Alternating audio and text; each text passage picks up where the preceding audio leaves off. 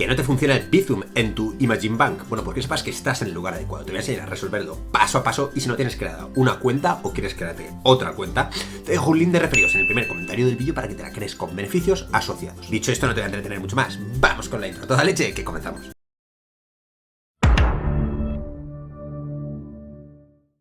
Hola tigres, ¿qué tal? ¿Cómo estáis? Hoy os traigo un nuevo vídeo sobre por qué os puede dejar de funcionar el Bizum. La primera razón por la que puede dejar de funcionar el Bizum es por problemas de conexión a internet.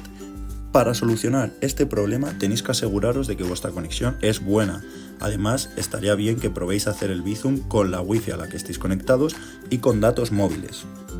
Otra de las razones por la que puede que os haya dejado de funcionar el Bizum es porque no tengáis actualizados los datos bancarios.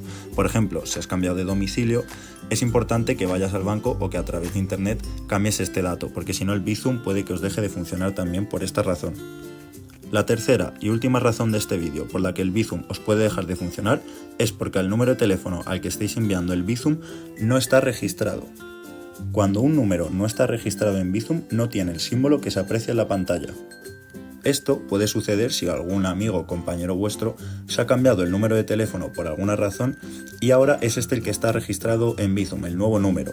Hacia aquí si quieres aprender cosas nuevas dentro de Imagine Bank o suscríbete al canal, tener los mejores tutoriales. Para que te en el próximo vídeo. Que vaya bien.